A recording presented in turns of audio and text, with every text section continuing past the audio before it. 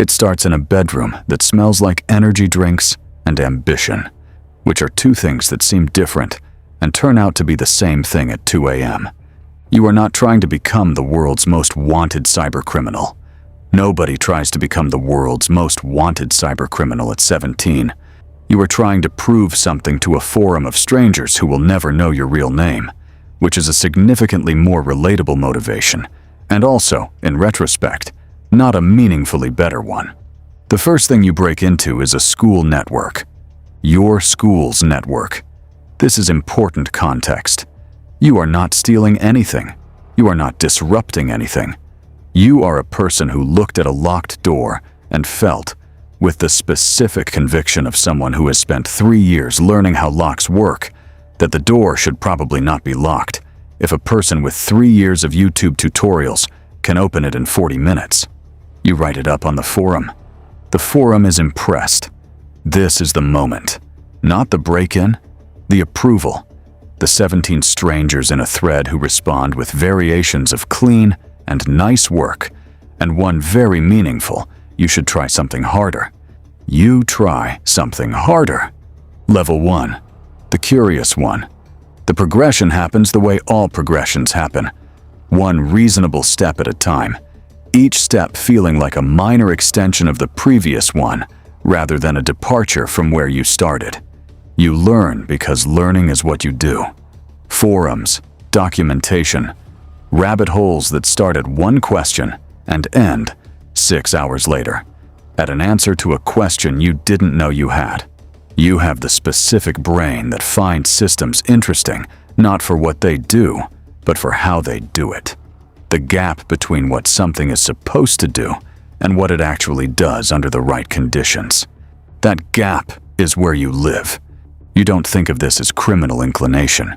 You think of it as intellectual curiosity, which it is, technically, in the same way that a locksmith's interest in mechanisms is intellectual curiosity that also happens to have practical applications that the law has opinions about.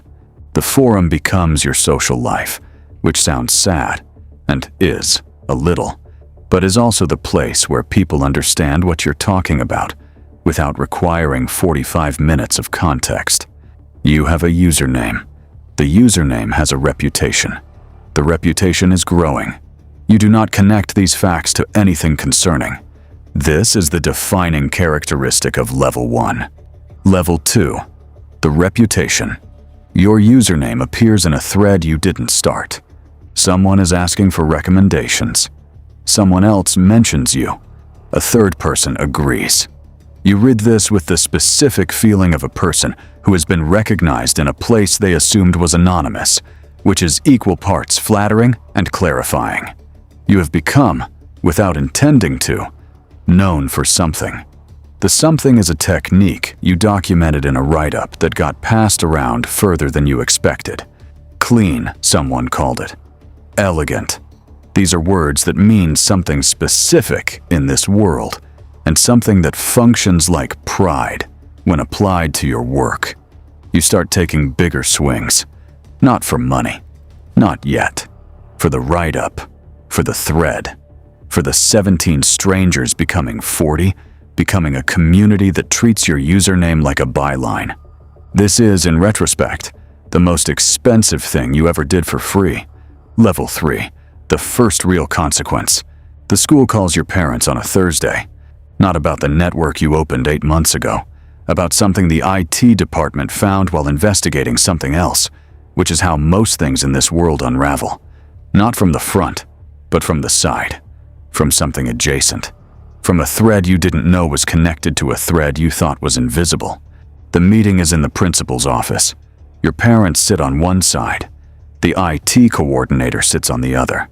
The IT coordinator is trying very hard to explain what you did in language that communicates severity without requiring a computer science degree, which is a difficult task, and one you watch them perform with the detached interest of someone who could do it better.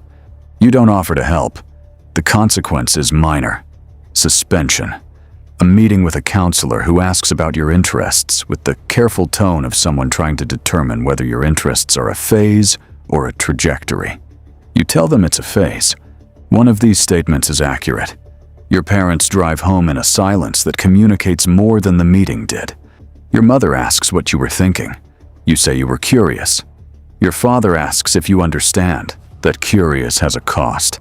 You say yes. You understand curious has a cost. You have simply, until this moment, been paying a cost that belonged to someone else. Level 4. The leap. The first time money enters the picture, it doesn't feel like a decision. It feels like a number attached to a request that is technically similar to things you've done before, except with a destination and a dollar sign. The request comes through a channel that has plausible distance from anything official. The amount is significant for a person of your age and current income, which is 0. You do it.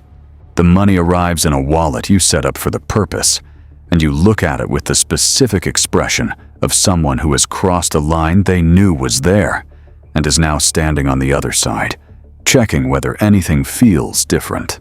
Something feels different. Not guilt, exactly. Clarity. The clean, slightly cold clarity of a person who has just made a choice that cannot be unmade and has decided to be honest with themselves about it.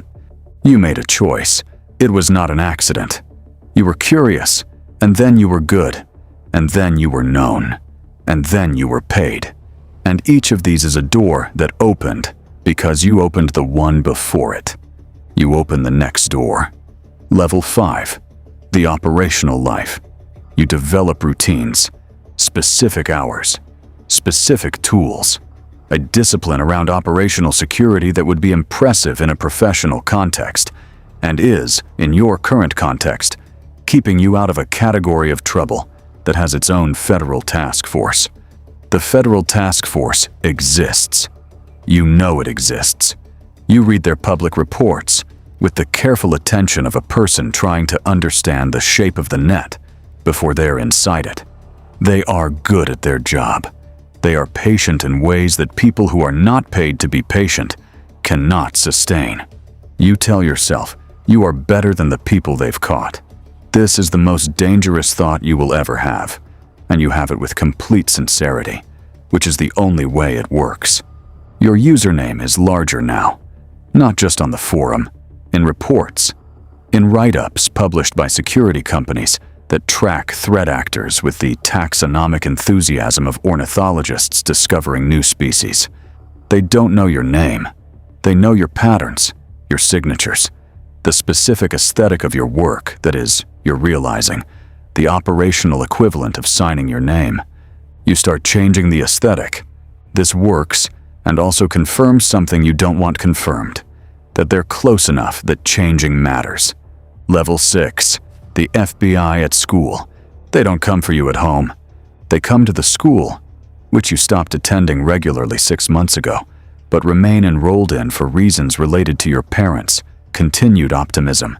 And they come on a Tuesday, which is the least dramatic day of the week, and therefore, somehow, the most surreal one to have federal agents appear in. You are not there. This is luck dressed as planning. Your phone lights up at 9:47 a.m. with a message from someone who was there, who watched 2 men in suits show your photograph to the front office staff, who texts you a description of the photograph with the helpful detail that it is not a recent one, which means they are working from older intelligence, which means you have a gap between what they know and what is currently true. You sit in a location that is not your home and do the math. The math is not good. You call no one. This is the correct instinct and also the loneliest moment of your life so far, which is saying something given the general social architecture of the past 2 years. There is no one to call who is not either at risk from the call or incapable of helping. You are, in the most functional sense, alone with a problem that has a federal budget allocated to it. You move. Different location, different devices. The practiced efficiency of someone who has prepared for this and hoped the preparation was unnecessary. It was necessary. Level 7. The shrinking world. Paranoia is not dramatic when it arrives. It's administrative.